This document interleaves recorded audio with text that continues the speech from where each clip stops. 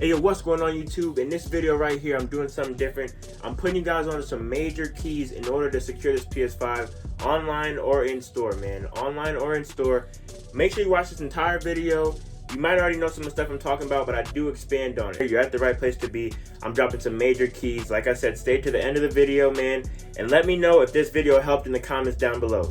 Simple as that. Without further ado, let's get into it, man. All right, guys, the first one we're going to talk about is something that you might already know about, actually, is the auto refresh Google Chrome extension. Now, this is a must-have because you're not just going to sit there and refresh 1,000 times throughout the day. No, that's not what you're about to do. So make sure you go get that auto refresh extension. I'm going to put a link in the description. But I'm seeing a lot of people with these questions like, what should you set the time to?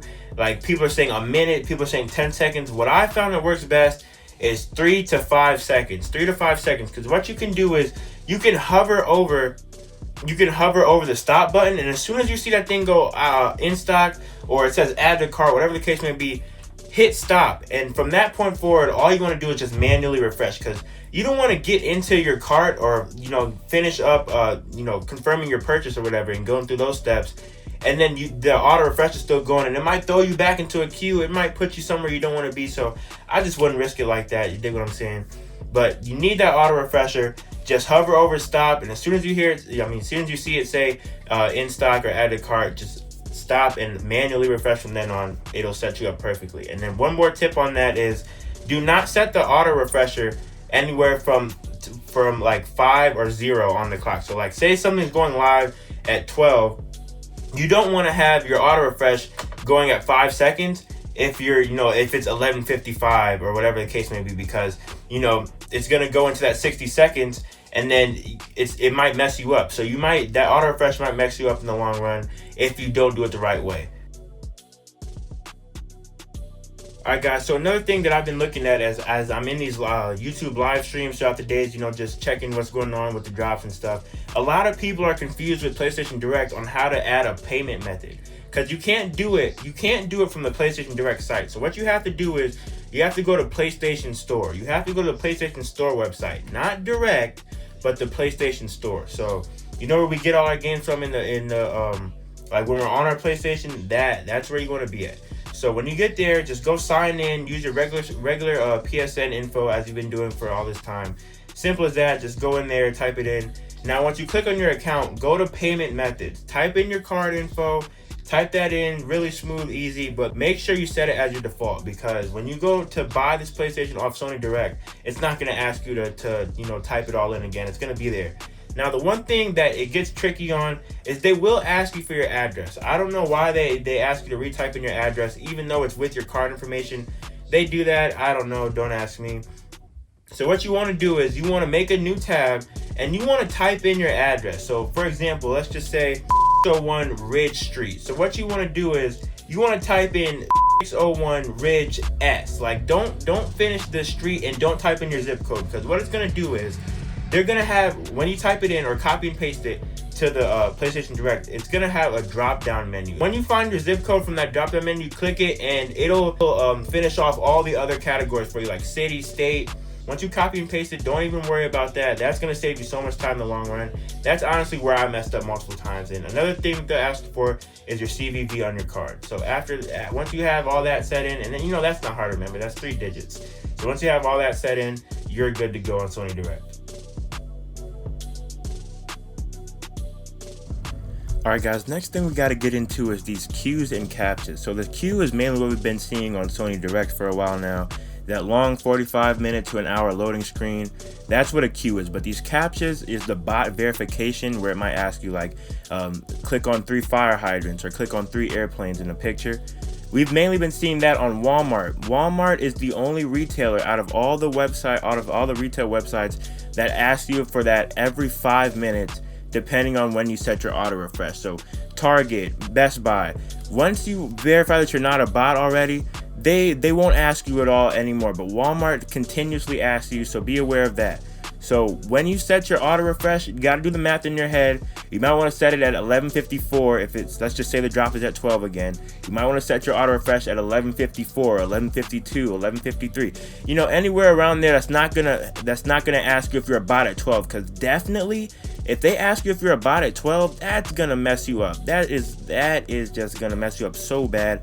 I would not risk that. So beware of what time you're setting your auto refresher, because they will ask you every 5 minutes at Walmart. Now back to Sony Direct with the queue. When you're on the PlayStation site and you're constantly refreshing, they time your sessions by 10 minutes. So you get 10 minutes per session. So when you're refreshing, make sure that you're at least touching something, or just even moving the screen up and down periodically. Make sure you're touching something, because if you're completely inactive on that screen, and they'll give you a session timed out error message. I'll put it on the screen here. They will give you an error message, and if a queue comes up, you will not be put in that queue. So make sure that your session is still going whenever you're on this site.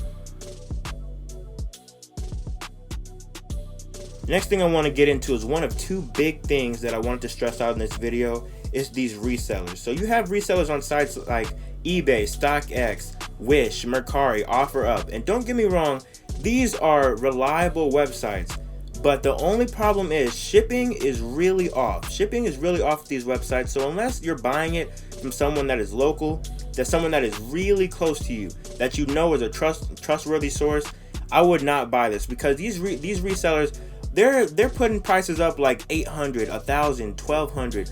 It's just not worth it when literally this weekend, this video is being shot on the 17th. On the 20th, you can get your hands on a PlayStation 5 this weekend. And I'm not sure what exact retailer this is. I'll drop the link to a couple of videos that I watched that do tell you when they will be dropping in store or back online on the main trustworthy retailing sites.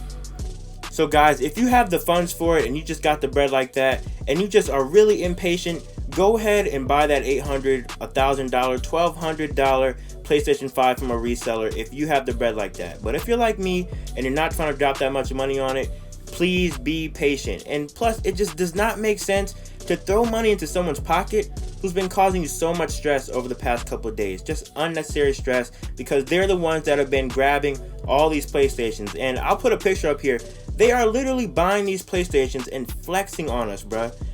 I'm talking about PlayStation on top of PlayStation on top of PlayStation. These guys are buying 10, 20, 30, 40, 50 PlayStations and posting up right next to them, just like stun on everybody, bruh, for no reason. Please do not throw money into these resellers' pockets. One last time, do not put money in these resellers' pockets. Last thing I want to get into, guys, is the whole debate between digital edition and disc edition. Now, launch day last Wednesday night into Thursday morning, I was dead set on getting the digital edition, but little did I know that the digital would be a lot harder to get than the disc version. Yes, guys, Sony did not put out a good amount of digital editions. In fact, the only place I'm seeing people come up on these is Sony Direct. So if you're like most of us trying to get a system right now, you're going to have an easier time getting the disc version. Now, another reason that I had to do a little bit of thinking on is buying the $500 disc version as opposed to the $400 version is going to save you a lot of money on games in the long run.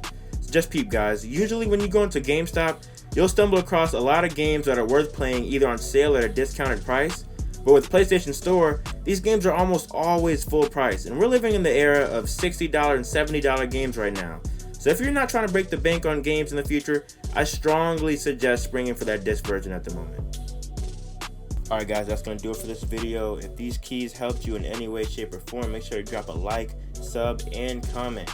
Also, one more thing, make sure you're following the Twitter legends, man. Make sure you're following these guys. I'll probably put them in the description, or I'll maybe put them on the screen right here. Make sure you're following them and turn on notifications. They have notified us every single time something drops or went live.